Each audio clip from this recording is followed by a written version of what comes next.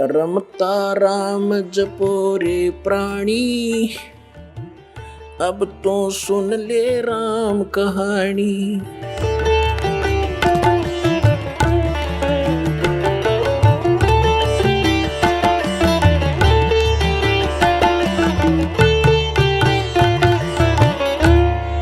तो इसके समझने के लिए हमें थोड़ा समय चाहिएगा। अब जैसे देवी भागवत में, देवी पुराण में देवी जी उस हिमालय राजा को ज्ञान दे रही है और उसको बता रही है कि तू सब पूजाएं छोड़ दे, मेरी पूजा भी मत करना यदि तुझे आत्म कल्याण चाहिए। अब जितना इसको ज्ञान था कि कैसे आत्म कल्याण कितना मानती थी, तो बताया कि उस ब्रह्म की केवल ब्रह्म का एक मंत्र है और उसका जाप करता कर तू तेरा कल्याण होगा और जो वो ब्रह्म लोक में रहता है वहां चला जाएगा। देखिएगा, यह देखिएगा देवी भागवत, यह गीता प्रेस गोरखपुर से प्रकाशित है। संक्षिप्त देवी भागवत यानी देवी पुराण, संपादक हनुमान प्रसाद पोदार, चिमन लाल गोस्वामी।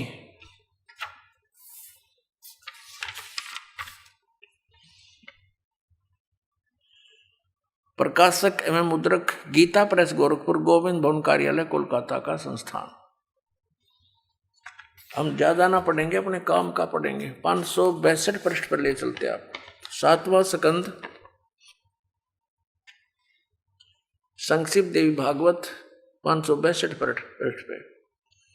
यहां देवी के द्वारा हिमालय को ज्ञानोपदेश, ब्रह्म स्वरूप का वर्णन देवी जी कहने लगी। पहले तो अपने बारे में बताती है, फिर कहती है कि उस ब्रह्म का क्या स्वरूप है यह बतलाया जाता है, जो प्रकाश रूप सबके अत्यंत समीप में स्थित, हृदय रूप गुहा में स्थित होने के कारण गुहाचर नाम से प्रसिद्ध और महान पद अर्थात परम प्राप्य है।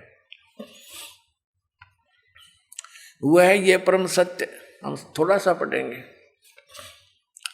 अमृत अविनाशी तत्व है, सौम्य उस वेदने योग्य लक्ष्य का तुम वेदन करो, मन लगाकर उसमें तन्मय हो जाओ। यहां देखना,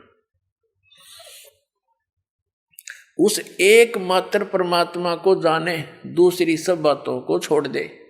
यानी सबकी पूजा, इवन अपनी पूजा को भी छोड़ने को कह रही है देवी जी। यही अमृत रूप परमात्मा के पास पहुंचाने वाला पुल है।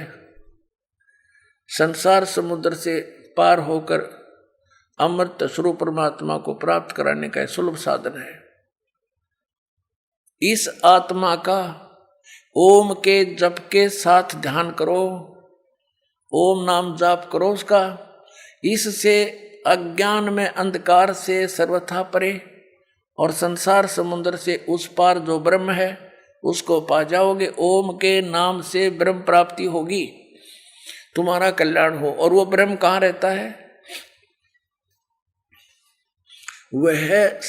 वह यह सबका आत्मा ब्रह्म, ब्रह्मलोक रूप दिव्य आकाश में स्थित है। वह ब्रह्म लोक में रहता है और ओम के नाम से तुम उस ब्रह्म को प्राप्त हो जाओगे, पा जाओगे। और वो कहाँ रहता है? ब्रह्मलोक में। अब क्या सिद्ध हुआ कि ओम नाम के जाप करने से कौन सी परम गति है? ब्रह्मलोक प्राप्ति है। श्रीमद् भगवद गीता अध्याय नंबर 8 के श्लोक नंबर 16 ने स्पष्ट कर दिया है कि वहां गए हुए भी जन्म मृत्यु में रहेंगे, पुनः लौट कर आएंगे। अब हम फिर आते हैं दोबारा श्रीमद् भगवद गीता पर। देखिएगा, अब ये स्पष्ट हो गया। श्रीमद् भगवद गीता अध्याय नंबर 8 में के मंत्र नंबर 13 में इसने स्पष्ट कर दिया है कि ओम इति एकाक्षरम ब्रह्म व्यवहारण माम अनुस्मरण यह प्रयाति तदन देहम स याति परमाम गतिम। माम ब्रह्म, मुझ ब्रह्म का यह एक अक्षर, ओनली वन मंत्र ओम है। माम ब्रह्म माने मुझ ब्रह्म का। ओम इति एक अक्षरम, केवल यह एक अक्षर है, नथिंग एल्स। और व्यवहारण माने उच्चारण करके, श्रवण करता हुआ। यह प्रयाति तदन देहम स याति परमाम गतिम। यहां से शुरुआत किया अनुवाद का। जो पुरुष ओम, इस एक अक्षर रूप ब्रह्म को उच्चारण करता हुआ मुझ निर्गुण ब्रह्म का सेवन करता हुआ शरीर को त्याग कर जाता है, वह पुरुष परम गति को प्राप्त होता है। कौन सी परम गति को? यह कंसेप्ट क्लियर कर दिया श्री देवी जी ने कि ओम नाम का जाप करो, ब्रह्म को उद्देश्य रखो और कहाँ पहुंच जाओगे? ब्रह्म को पाओगे। कहाँ रहता ब्रह्म लोक में? 8वें अध्याय के 16वें श्लोक में गीता के अंदर स्पष्ट कर दिया है कि ब्रह्मलोक पर्यंत सभी पुनरावृत्ति में सभी लोग वहां गए प्राणी भी जन्म मृत्यु में आते। अब आपको दिखाते हैं गीता जी अध्याय नंबर 8 के श्लोक नंबर 5, 6, 7, 8, 9, 10। 5 और 7 में तो गीता ज्ञान दाता अपने विषय में कह रहा है। 8वें अध्याय के 6ठे श्लोक में इतना कहा है, जहाँ आशा ता बासा होई, मन कर्म वचन सुमरियो सोई। जिसके अंदर आशा लगाकर तुम जाप करते रहोगे आजीवन, अंत में उसी को प्राप्त होगे। अब देखना अध्याय नंबर 8 का अब श्लोक नंबर हम 5 पढ़ेंगे। अब हमने ये भी पढ़ दिया था, अब थोड़ा सा फिर रिमाइंड कराते हैं, भूल गए होंगे। 8वें अध्याय के प्रथम मंत्र में गीता ज्ञान दाता से अर्जुन ने पूछा किम तत्परम। आपने 7वें अध्याय के 29वें श्लोक में जिस तत्परम को तत् ब्रह्म, उस ब्रह्म को, संपूर्ण अध्यात्म को, संपूर्ण कर्मों को जानते हैं, वो जो मेरे शरण होकर जरा और मरण से छूटने के लिए प्रयत्न करते हैं, वे पुरुष तत्ब्रह्म को और अर्थात उस ब्रह्म को, संपूर्ण अध्यात्म को, कर्मों को जानते हैं। यहाँ अर्जुन ने पूछा था 8वें अध्याय का प्रथम मंत्र में किम तत्ब्रह्म। इस गीता ज्ञानदाता ने 8वें अध्याय के 3रे श्लोक में, 8वें अध्याय के ये 3रे श्लोक में उत्तर दिया, वह परम अक्षर ब्रह्म है। अब हम 8वें अध्याय के ये 5वें श्लोक में कहता है, जो पुरुष अंत काल में भी मुझको ही सुमरण करता हुआ शरीर को त्याग कर जाता है, वह मद भावम यानी मेरे भाव को प्राप्त होता है, मेरे में भावित रहता है। इसका अर्थ ये है, ये गलत लिखा है, इससे इसमें कुछ भी संशय नहीं। और 6ठे में ये बताया है कि ये नियम है, यम माने ये नियम है। ये देखना, अब हम 6ठा पढ़ रहे हैं। कुंती पुत्र मनुष्य अंत काल में जिस भी भाव को समरण करता हुआ शरीर का त्याग करता है, उसको ही प्राप्त होता है। सदा उसी भाव से भावित रहता, तद भाव भावती, तद भावम तद भाव भावती। ये क्या बताया है कि जो अंत में उसी जिसके आस्था रहेगी उसी को प्राप्त होगा, जहां साता वासा हुई। और यहाँ 7वें में कहा है कि इसलिए सब प्रकार से सब समय में मेरा स्मरण कर, अनुस्मर मेरा स्मरण कर और युद्ध भी कर, मुझ में अर्पण किए हुए मन बुद्धि युक्त होकर तो निसंदेह मुझे प्राप्त होगा। अब 8वें में फिर क्या कहा है कि यदि अब अभ्यास योग युक्तेन चेतसा, यहां देखना इनके अनुवाद नहीं का पढ़ते हैं।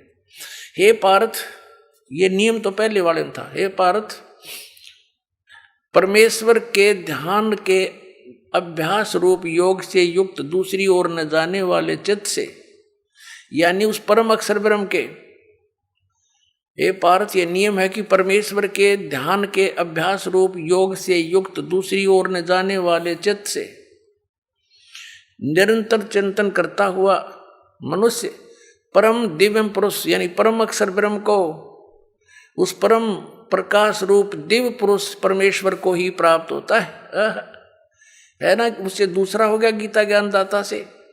और 9वें में फिर कहा, इसमें स्पष्ट भी किया है कवियम पुराणम, पर इसको अभी छेड़ेंगे नहीं, लंबा चैप्टर बन जाएगा। कवि का अर्थ बाद में देखेंगे।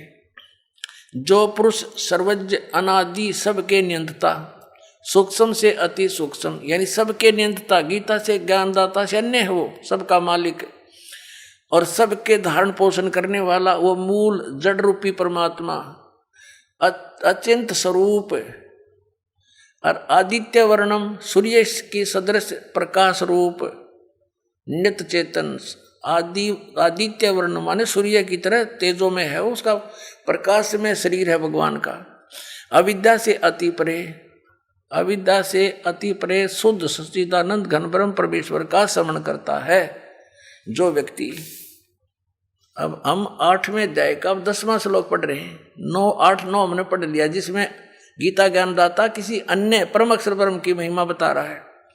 उसकी भक्ति करता हुआ वह भक्ति युक्त पुरुष अंत काल में योग बल से, योग बल माने भक्ति की शक्ति से, बरकुटी के मध्यम में प्राणों को अच्छी प्रकार स्थापित करके फिर निश्चल मन से स्मरण करता हुआ उस दिव्य परम पुरुष को, उस परम अक्षर ब्रह्म को ही प्राप्त होता है। श्रीमद् भगवद गीता अध्याय नंबर 17 के श्लोक नंबर 23 में गीता ज्ञानदाता कहता है उस परम अक्षर ब्रह्म के पाने का, सच्चिदानंद घन ब्रह्म के पाने का 3 मंत्र का जाप है।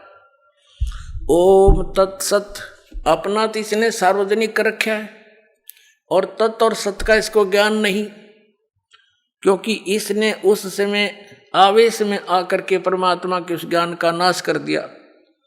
फिर परमात्मा आकर वो ज्ञान बोलते हैं स्वयं अपने अन्य रूप धारण करके,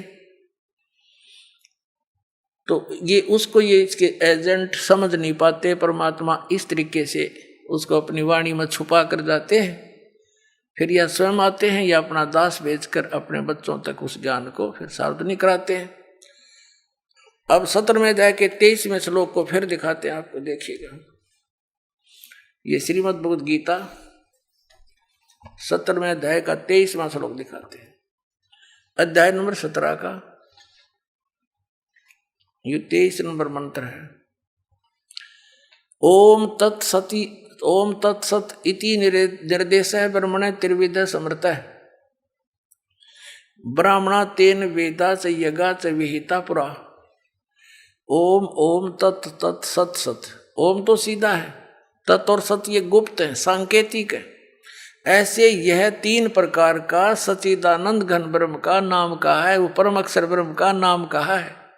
अब ये क्या स्पष्ट हुआ कि श्रीमद् भगवत गीता में गीता ज्ञानदाता ये ऑप्शन छोड़ रहा है कि उस परम अक्षर ब्रह्म के पाने की विधि उस सूक्ष्म वेद में है। उस ज्ञान को तू तत्वदर्शी संतों के पास जाकर समझ, वो सच्चिदानंद घन ब्रह्म की वाणी में निहित है। अपने आत्मा ये 3 अक्षर का मंत्र जो है ये साधना है। आप सुन रहे थे जगत गुरु तत्वदर्शी संत रामपाल जी महाराज जी के मंगल प्रवचन। अधिक जानकारी के लिए विजिट कीजिए हमारी वेबसाइट www.jagatgururampalji.org। संत रामपाल जी महाराज जी के शुभ आशीर्वाद से पूरे विश्व भर में 500 से भी ज्यादा नाम दीक्षा केंद्र हैं, जिन पर संत रामपाल जी महाराज जी द्वारा ऑनलाइन निशुल्क नाम दीक्षा दी जा रही है। अपने नजदीकी नाम दीक्षा केंद्र का पता करने के लिए संपर्क करें 8222880541।